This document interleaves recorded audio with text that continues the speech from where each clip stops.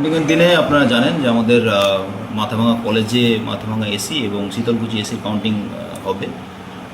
কাউন্টিংয়ের দিনে একটা 3 tyre cordon থাকে কাউন্টিং ভেন্যুর আশেপাশে। তো যেহেতু আমাদের মাথাভাঙা কলেজ কাউন্টিং ভেন্যুটা একদম রোডের ওপরে, সেক্ষেত্রে কিছু সমস্যা আমরা রোড রিলেটেড কিছু সমস্যা থাকে, পাবলিকের যেন যাওয়া আসার কোনো সমস্যা না হয়, সেই জন্য আমরা পুলিশ সাথে কথা বলে, আমাদের এসডিপি সাহেবের সাথে কথা বলে আমরা কিছু প্ল্যান করেছি, কিছু অ্যারেঞ্জমেন্ট আমরা করেছি। যেমন গুডস ভেহিকেল আমরা এই মাথাভাঙা কলেজের রাস্তাটার উপর দিয়ে আমরা গুডস ভেহিকেল পুরোপুরি প্রহিবিট করে দেবো। তার জন্য দুটো পয়েন্ট ঠিক করা হয়েছে। যেমন আমাদের হিন্দুস্তান মোড় থেকে আমরা কিছু গাড়িকে ঘুরিয়ে দেবো ওখান থেকে, আর দ্বিতীয় হচ্ছে যেটা রানীরহাট মোড় বলা হচ্ছে, ওইখান থেকে আমরা কিছু গুডস ভেহিকেলকে ঘুরিয়ে দেবো। রিগার্ডিং পাবলিক ট্রান্সপোর্ট নর্মাল থাকবে। পাবলিক ট্রান্সপোর্টের ক্ষেত্রে আমরা কোনো ধরনের রেস্ট্রিকশন রাখছি না, এবং অ্যাম্বুলেন্সের ক্ষেত্রেও আমরা কোনো ধরনের রেস্ট্রিকশন রাখবো না। আর আরেকটা ইস্যু হতে পারে যে স্মল ভেহিকেল যেগুলো হয়, প্রাইভেট ভেহিকেল যেগুলো হয়, সেগুলোর ক্ষেত্রেও আমরা অল্টারনেট একটা রুটের ব্যবস্থা করছি। শিকারপুর সাইড থেকে ওই দিক দিয়ে যদি বের করে দেওয়া যায়, সেটা আমরা অ্যারেঞ্জমেন্ট রাখছি। তো ফলে মাথাভাঙা কলেজের সামনে আমরা খুব বেশি যানজট বা যানবাহনের খুব একটা ভিড় যেন না হয়, আমরা সেরকম ব্যবস্থা রাখার চেষ্টা করছি, যেন পুরো কাউন্টিং জোন বা কাউন্টিং ভেন্যুটা স্যানিটাইজ অবস্থায় থাকে। স্যার, আপনারা অনেকেই জানেন যে অ্যাজ পার ইসিআই গাইডলাইনই যেটা হয় যে ফার্স্ট আমাদের পোস্টাল ব্যালট কাউন্টিং স্টার্ট হয় এবং তারপরে ইভিএম কাউন্টিংটা ধরা হয়। তো সেক্ষেত্রে আমাদের স্ট্রং রুম ফার্স্ট ওপেনিং যেটা হবে, আমাদের পোস্টাল ব্যালটের যে strong room, treasury strong room, সেটা ফার্স্ট ওপেনিং হবে।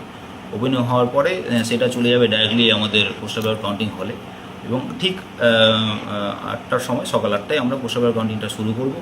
পোস্টাল ব্যালট কাউন্টিং শুরু হওয়ার পরে হচ্ছে আমাদের ইভিএম কাউন্টিং শুরু হবে। ইভিএম কাউন্টিংয়ের সময় আমরা ধরে রেখেছি 8:30।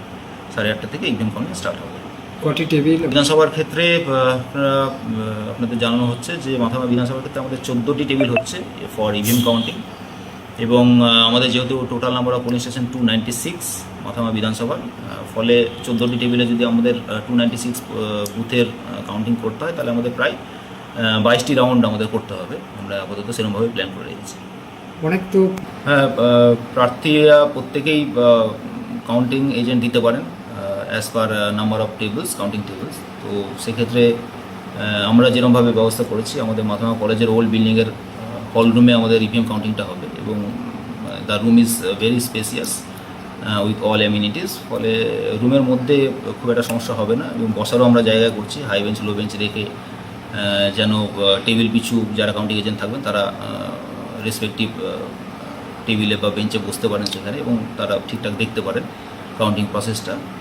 আর রিগার্ডিং এন্ট্রি নিয়ে খুব একটা সমস্যা হবে না, কারণ আমরা 100 মিটার যেটা আউটার মোস্ট কর্ডন, সেখান থেকেই আমরা স্যানিটাইজ করে সবাইকে এন্ট্রিতে দেবো। তো তখন থেকেই ফ্রিস্কিং হবে, বা মোবাইল ফোন এইসব নিয়ে যারা আসছেন তাদের প্রপার আইডি চেক করে সেরকমভাবে ঢোকা হবে। যেহেতু 3টে টোটাল কর্ডন আছে, প্রত্যেকটা কর্ডনেই কিছু না কিছু চেকিং হয়ে ঢুকবে, ফলে কোনো ভুল লোকে ঢুকে যাওয়ার কোনো চান্সেস নেই।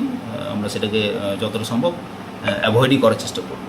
শীতলকুচি ক্ষেত্রেও সিমিলার অ্যারেঞ্জমেন্টই হবে। আমাদের মাথাভাঙা কলেজের 2টো এন্ট্রি গেট আছে, কিন্তু আমরা কাউন্টিংয়ের দিনে একটা এন্ট্রি গেটেই এন্ট্রি এক্সিট আমরা করাবো, এবং সেখান থেকে স্টেট আর্ম পুলিশ যারা থাকবেন তারা ওখান থেকে শুরু করবেন ফ্রিস্কিং করা। তারপর ফাইনালি কাউন্টিং হলে ঢোকার আগে আবার সিএপিএফ যেখানে থাকবে, সেখানে ডিএফএমডি গেট থেকে শুরু করে বাকি সব অ্যারেঞ্জমেন্ট থাকবে। আমরা সেখানেও একটা রাউন্ড অফ ফ্রিস্কিং করে তারপরে কাউন্টিং হলে প্রবেশ করাবো। প্রথম পোস্টাল ঠিক সকাল 7টায় ইভিএম স্ট্রং রুম খোলার পরে আমরা ইভিএমগুলো রেসপেক্টিভ টেবিলে যে টেবিলে যে পোলিং স্টেশনের ইভিএম যাওয়ার কথা, সেরকমভাবে সিইউগুলো দেওয়া হবে থ্রু আমাদের যারা থাকবেন স্টাফ। কত রাউন্ড গণা স্যার? এর আগে বললাম যে আমাদের মাথাভাঙার ক্ষেত্রে total number of polling station is 296। তো 296কে আমরা যদি 14টা টেবিলে কাউন্ট করি, সেক্ষেত্রে আমাদের প্রায় 22টা রাউন্ড দাঁড়াচ্ছে। শীতলকুচির ক্ষেত্রে সেটা প্রায় 24 হচ্ছে, যেহেতু শীতলকুচির পোলিং স্টেশন সংখ্যা হচ্ছে 325।